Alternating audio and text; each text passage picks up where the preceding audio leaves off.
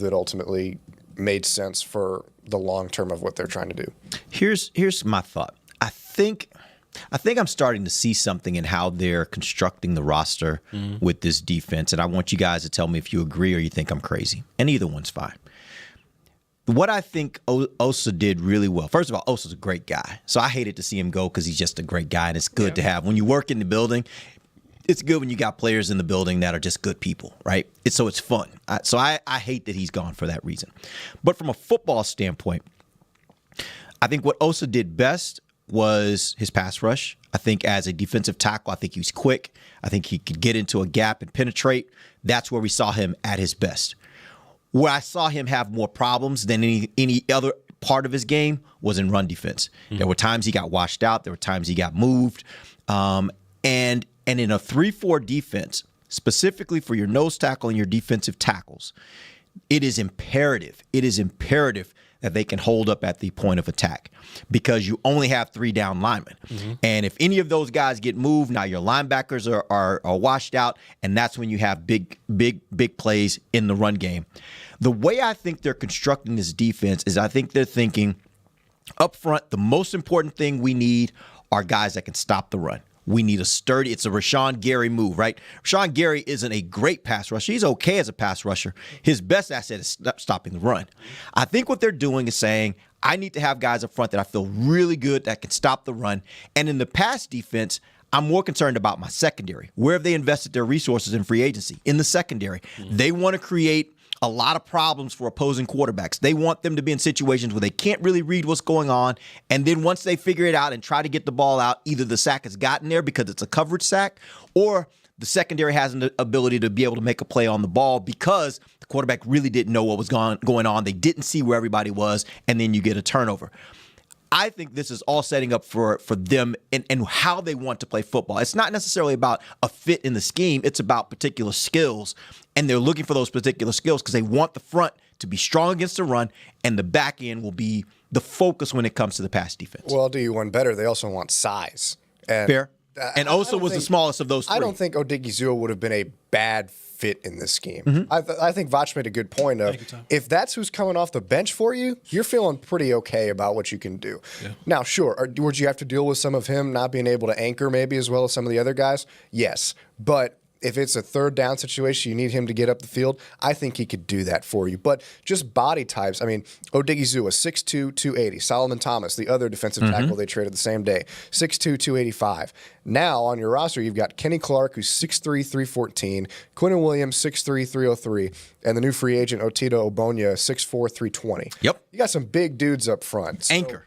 That's what they're not going to get moved. Yeah, you want those thicker body types that are going to be able to hold their ground and not get pushed back so easily. Whereas Odighizuwa, not to say that he wasn't strong, but just doesn't have the weight to be able to play the type of style that I think Christian Parker wants to play up front.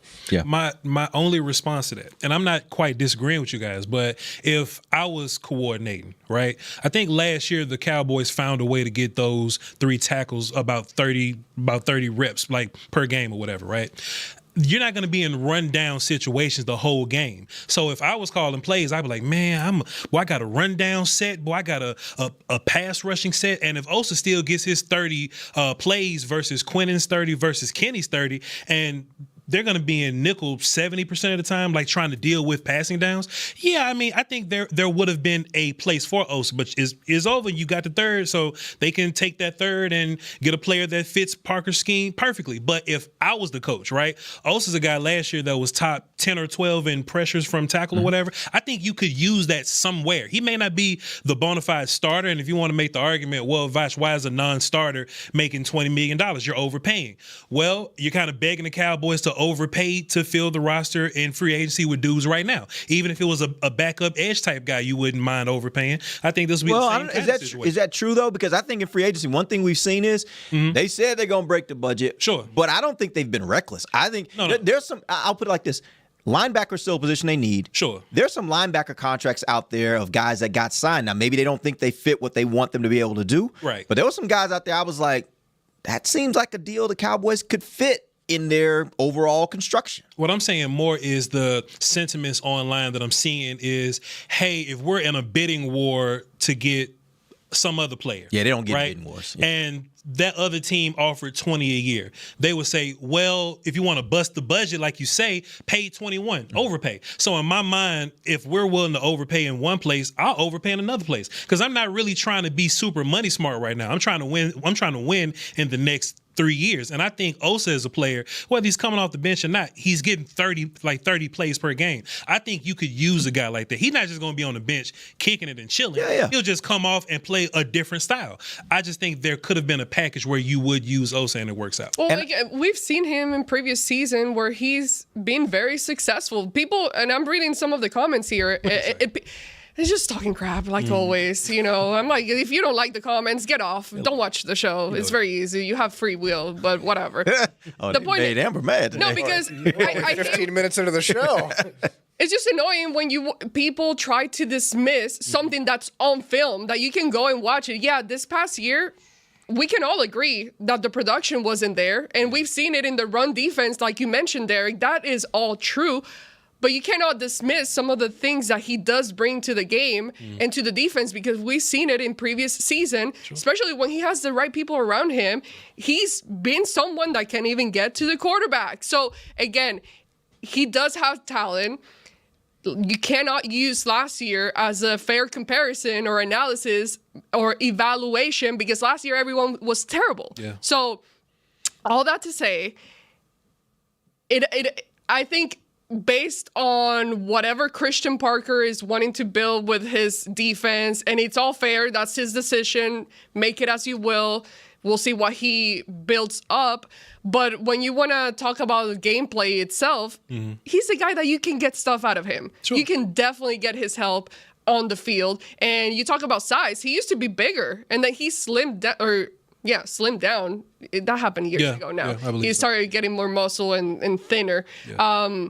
But again, sure, maybe it doesn't fit what they're looking for here specifically, but he's still a very skilled player that I think he still has a lot of game in his career left. Yeah, and I don't think anyone's saying that he wasn't a skilled player. I'm certainly not saying that. No, not you, but people here. What I do think though is I think there's at least to me, the signs of what I'm seeing says they are committed to, hey man, if nothing else, you're not going to run on us. I think that's kind of that seems to be like a priority for them. We are going to have the kind of defense that will stop the run. Yep. And I think that means that you want those bigger bodies up front. You need defensive tackles and a nose that are going to hold up at the point of attack, that can't get washed out because they're so big and so powerful. And I think that's the difference. And that's why if you were giving me that definition, I would say, yeah, that ain't really Osa. That doesn't mean I can't use Osa. I'm just saying, like, if that's my criteria for what I want from a defensive end, Osa does not come to mind. Osa's not that guy. There are other things that Osa does well. Same thing with Solomon Thomas. I think Solomon Thomas is still a really good 3 technique. I don't think he fits if I'm saying I need a big body that can hold up at the point of attack at defensive end or nose tackle in a 3-4. Those 2 guys just don't come to mind because that's not the body type, right? So I think that was as much of it. And certainly from the standpoint of Osa, when you look at it, you say, are we going to take a guy that, yeah, we can use you, but you don't really fit what we need from that position, and we're going to pay you $20 million a year. Yeah. I think that's where it became a situation where, hey, if we can get a 3rd round, let's put it like this. If the Cowboys can only get a 5th rounder, I think Osa's still here. 100%. I think the fact that they got a 3rd rounder made them say, that's kind of worth it. That may be worth it for. What if the biggest Cowboys debate right now is not really about George Pickens at all, but about what kind of team Dallas believes it has to be to actually win big with Dak Prescott? Haha, Cowboys Nation, that is the juice in this whole segment. Because the argument is not just, is Pickens good? Of course he is. The real fight is this. If the defense is improving but still probably not becoming elite overnight, does Dallas need to stay absolutely lethal on offense to keep its championship window alive? Yeah, now we're talking. Because look at where this roster sits today. The Cowboys have clearly spent this offseason trying to raise the floor of the defense. Their official free agency tracker shows Dallas added Rashan Gary, Jalen Thompson, PJ Locke, Kobe Durant, Otito Ogbanya, and more, while Jerry Jones said those moves plus the draft setup and injured veterans returning give the team a lot of promise. Even Jerry admitted it straight up. If the Cowboys had played a lick of defense last year, they could have made a real playoff run. So yes, Dallas knows the defense had to be addressed, and yes, they have moved in that direction. But promise is not dominance. Promise is not a top 5 defense. Promise is not something you can automatically trust to carry you deep in January. And that is why the George Pickens conversation gets so spicy. Dallas officially placed the non-exclusive franchise tag on Pickens, and the team has been very open that the tag is also a placeholder while both sides work toward a long-term deal. If he eventually plays on a tag, the number lands at $27.3 million for 2026, and the Cowboys have until July 15th to hammer out a long-term contract. Haha, so this is not some random fantasy debate. This is a live roster question with real money, real timeline, real consequences. Now here is where this becomes a true Cowboys Nation split. One side says, hold up, the defense was terrible. Why in the world would you commit monster money to a second receiver when you still have holes? And on the surface, that sounds fair. It does. You already have CeeDee Lamb. You are trying to rebuild the middle of the defense. Cowboys.com mailbags have been blunt that linebackers still needs help, and the team's own writers keep pointing to defense, defense, and more defense as the draft theme. So the anti-Pickens long-term argument is basically this. Dak Prescott has elevated receivers before, you can find another good one cheaper, and the money should go to the side of the ball that still looks unfinished. Haha, that is not crazy logic at all. But the other side of the argument, and this is the one that really grabs me, says Dallas may not have the luxury of backing off elite offense right now. Why? Because even if the defense gets better, better might only mean middle of the pack in the short term. And if your defense becomes average while your offense slips from elite to merely decent, then what are you really left with? A middle-of-the-road football team. And Cowboys Nation, that is exactly the nightmare. Not awful, not broken, just stuck. Just good enough to tease you and not good enough to finish. And that is why Pickens becomes more than a luxury discussion. He becomes a window discussion. Because let's call it what it is. This is about Dak's timeline. Dallas did not tag Pickens for fun. They tagged the team's 2025 leading receiver because they know the offense matters right now. The Cowboys' own coverage on the tag stressed that keeping Pickens gives Dallas options, not only because he can still play under the tag, but because the tag protects the team while both sides talk long-term. Jerry also said he is confident a long-term deal can still be reached. So when people ask, why would you pay him? The answer may simply be because this team still gives itself its best chance to win when Dak has a loaded offense. Aha, that's the bet. And I actually think that part matters more than fans want to admit. We can all dream about the defense becoming terrifying overnight. We can all talk ourselves into every free agent edition hitting, every draft pick landing, every linebacker problem being solved cleanly. But real life in the NFL does not usually move that clean. Christian Parker is still proving himself as a play caller. The Cowboys still have linebacker questions. The official site is still openly discussing the need for more help there. So if Dallas can realistically get the defense to respectable while keeping the offense scary, aha, that might be the formula. That might be the real path. Not we fixed everything. More like we can score with anybody and now the defense just has to stop being the reason we lose. And that changes the Pickens debate completely. Because if your real goal is to maximize the next 2 or 3 years of Dak Prescott, then maybe a long-term Pickens deal is not some reckless luxury at all. Maybe it is exactly the kind of aggressive decision you make when you know your quarterback window is already in progress. Maybe the smarter play is not to weaken the one side of the ball that can still be elite. Yeah, that is the uncomfortable truth here. Dallas may need a great offense more than it needs the dream of a perfect roster.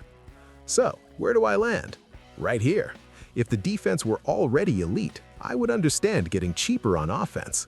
But the defense is not there yet. It might improve. It should improve. It has more promise than it had months ago. But until it proves it can carry real weight, I think the Cowboys need to keep the offense dangerous, explosive, and feared. And that means George Pickens is more than a nice extra. In this current window, he might be part of the formula. So now I want to hear from you, Cowboys Nation. Would you pay George Pickens long-term to keep the offense elite? Or would you move that money to the defense and trust Dak to elevate someone cheaper?